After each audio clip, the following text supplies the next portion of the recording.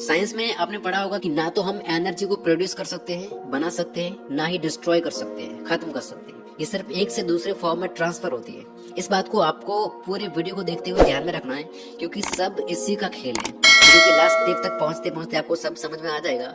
आप में से बहुत से लोग इस एटीट्यूड के साथ वीडियो बीच में छोड़ देंगे कि ये बात तो हमें पता है। देखो, एक होता है कि मेरे को ये चीज पता है, और एक होता है कि मेरे को ये चीज पता है और इसे अप्लाई करके मैंने अपनी लाइफ में चेंज लाया है। दोनों में बहुत डिफरेंस होता है।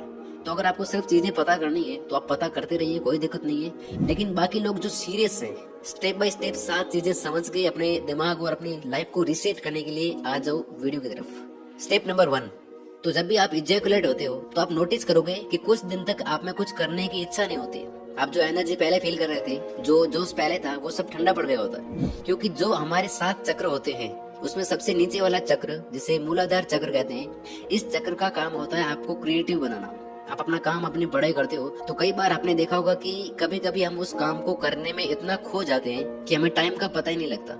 लेकिन बहुत ज्यादा मैस्टरबेट करने से ये मूलाधार चक्र पूरी तरह से हिल जाता है। Think and grow rich book, जिसे लिखने में ही 25 साल लगे, इसमें बताया गया है कि 500 मिलियन लोगों से जब पूछा गया कि आपके अमीर होने का सबसे बड़ा राज क्या है, तो उन्होंने जो रीजन बताए थे उनमें से सबसे कॉमन रीजन था कि वो लोग अपनी सेक्सुअल एनर्जी को ट्रांसम्यूट करते हैं। मैंने नोफेप से रिलेटेड इंटरनेट पे काफी वीडियोस देखे, आर्टिकल्स भी पढ़े, तो उनके कमेंट्स में मैंने देखा कि हजारों लोग अपने एक्सपीरियंस शेयर कर रहे हैं। कोई बोल रहा है मेरा मूड अच्छा रहने लगा है, मैं लंबे टाइम तक कॉन्सेंट्रेट कर पा रहा हूँ, 2 दिन में 1200 पेज की किताब खत्म कर ली है, मसल ग्रोथ बढ़ गई है, कॉन्फिडेंस इतना बढ़ गया है कि लोग मेरी ओर आकर्षित होते हैं। ये सब चीजें शेयर कर रहे थे लोग। देखो, जब तक आप अपनी लाइफ में इस चीज को अप्लाई नहीं करोगे तब तक आपको इसके बेनिफिट पता नहीं चलेंगे कि इससे आखिर होता क्या है। अगर मैं अपना बताऊं तो मैंने भी नोफेप फॉलो किया है और मैं अभी भी कर रहा हूँ, और ये सच में बहुत ही मैजिकल चीज है। सो माइंड को रीप्रोग्राम करने के लिए सबसे पहले स्टेप में आपको 7 दिन के लिए नोफेप फॉलो करना है। लेकिन आज इस दुनिया में नोफेप फॉलो करना इतना ही इजी होता तो सब कोई कर लेता। तो इसके लिए आता है step number 2, reset your social media algorithm. देखो, थोड़ा बहुत फनी कंटेंट या एंटरटेनिंग कंटेंट देखना ठीक है, लेकिन एंटरटेनमेंट के नाम पे ऐसा कंटेंट देखना जो दिमाग के वोट लगाए, इट इज नॉट ओके। क्योंकि ये सब आपको पता नहीं चलता, लेकिन ये आपके एक्शंस और थिंकिंग को भयंकर लेवल पे इम्पैक्ट करते हैं। ये देखने के बाद आपका माइंड कैसे डाइवर्ट हो जाता है, आपको कैसे कैसे थॉट्स आने लगते हैं, आप कौन सा ब्राउजर खोल के और फिर अपनी एनर्जी कहाँ छोड़ते हो, ये सब मुझे आपको समझाने की जरूरत नहीं है। और इससे भी बड़ी हैरानी की बात ये है कि इसी कंटेंट को देख देख के आपकी सोच की पूरी तरह से धज्जियां उड़ चुकी हैं। क्योंकि आपका जो पर्सपेक्टिव था, जो आपकी सोच थी आपके अपने अपनों, अपने रिलेटिव, अपने ब्रदर सिस्टर के प्रति, वो कम्प्लीटली बदल चुकी है। बाहर निकलते हो, जिसको भी देखते हो, हर चीज, हर इंसान में नेगेटिविटी दिखनी शुरू हो गई है। तो इसका सोल्यूशन क्या है?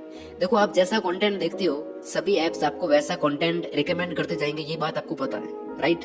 तो अपने सोशल मीडिया के डाटा को रीसेट कर दो, या फिर आप एक न्यू अकाउंट भी क्रिएट कर सकते हो। अगर आप अपने फॉलोअर से ज्यादा अपनी खुद की लाइफ को लेकर सीरियस हो तो फिर उस पे बस आपको उन 10-12 लोगों को या पेजेस को फॉलो करना है जिनके जैसा आप बनना चाहते हो।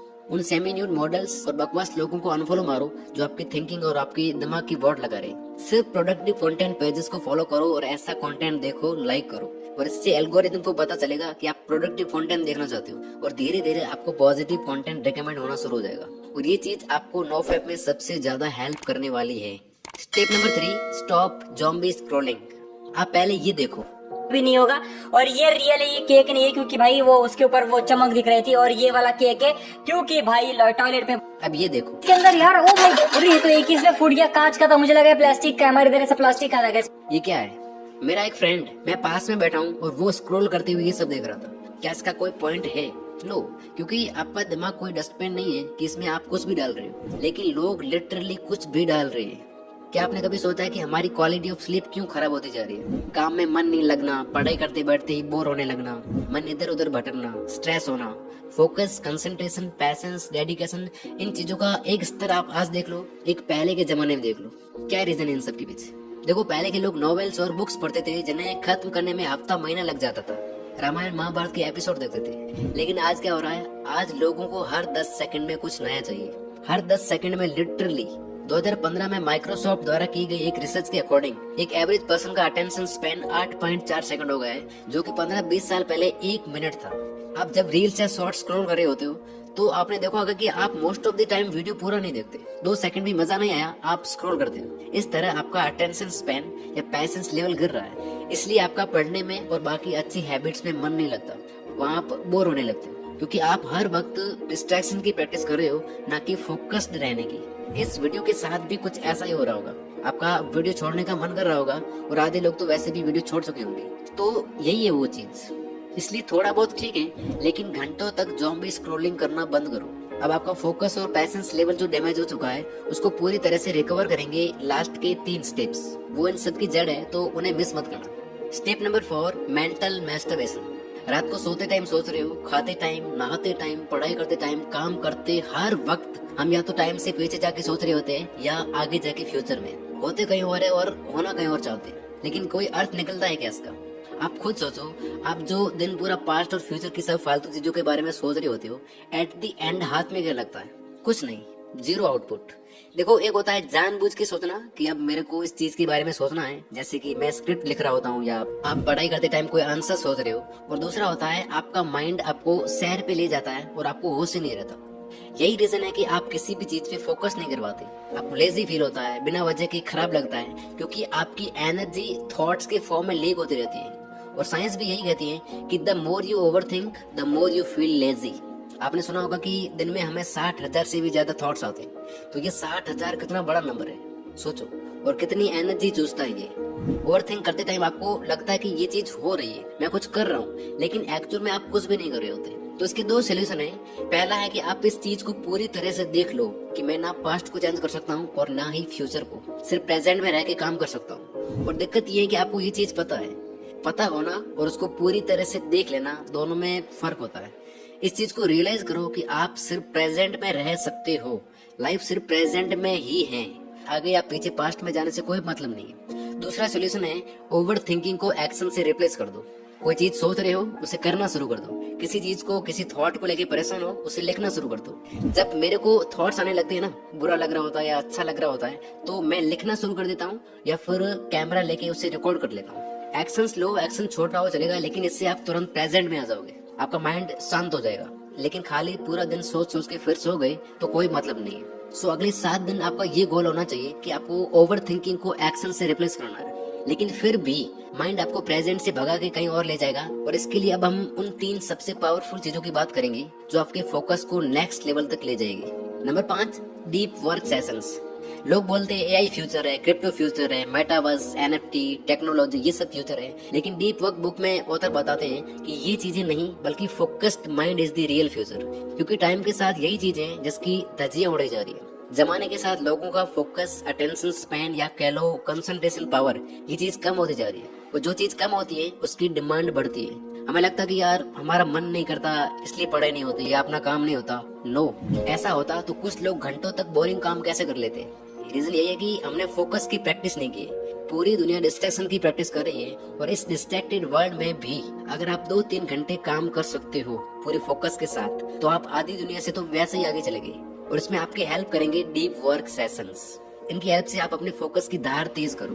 दिन में 1-1 घंटे या 90 मिनट के 4 सेशंस लेना शुरू करो। उस टाइम में आपको फोन, लैपटॉप, टीवी, सारे डिस्ट्रैक्शन हटा के खुद को किसी काम के साथ मान लेना है। 7 मिनट या 90 मिनट का टाइमर लगाओ और शुरू हो जाओ। इस तरह प्रैक्टिस के साथ आपकी कंसंट्रेशन पावर बढ़ती जाएगी। याद रखना, आपका मन नहीं करे तो भी आपको खुद को काम के साथ बांधना है। डेविड गॉगिंस, जो दुनिया के सबसे टफेस्ट इंसान है, इन्होंने एक बड़ी कमाल की बात बोली है। ये कहते हैं कि आज की दुनिया में अपने आप को ग्रेट बनाना बहुत ही आसान है, क्योंकि आज हर कोई कमजोर बनने में लगा हुआ है। तो 7 दिन के लिए आप डीप वर्क सेशंस लेना शुरू करो।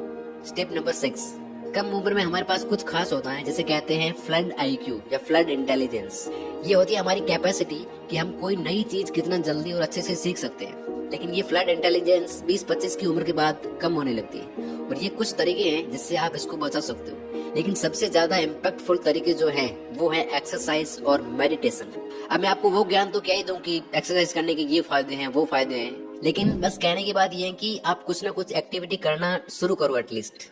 लास्ट एंड सबसे पावरफुल तरीका, दुनिया की सबसे पावरफुल चीज है एक साइलेंट माइंड। जो एनलाइटेड व्यक्ति होते हैं वो इतने खुश क्यों होते हैं? किसी के थॉट्स पढ़ पाना, पूरी बुक को एक बार में पढ़कर एक-एक शब्द विद पेज नंबर याद रख पाना, किसी को हाथ लगाकर हील कर पाना। कैसे? क्योंकि उनका माइंड पूरी तरह से साइलेंट होता है। जो पावरफुल एनर्जी होती है वो उनके कंट्रोल में होती है। साइंस का वो रूल कि ना हम एनर्जी को बना सकते हैं ना खत्म कर सकते हैं, ये सिर्फ एक से दूसरे रूप में ट्रांसफर होती है। तो मैस्टरबेशन, ओवर थिंकिंग, फालतू कंटेंट देखना और बाकी ऐसी कितनी फालतू चीजें हैं जो हम करते रहते हैं दिन भर में, इस तरह इस कीमती एनर्जी को वेस्ट करने के कारण ही हमारा माइंड स्टेबल नहीं हो पाता। लेकिन जब आप ये चीजें कम करना शुरू करेंगे तो आपकी एनर्जी बिल्डअप होने लगेगी, इकट्ठी होने लगेगी और वो लिटरली आपको बॉडी में फील होने लगेगी और इस एनर्जी से आप जो चाहे वो पा सकते हो। लेकिन इसके लिए बहुत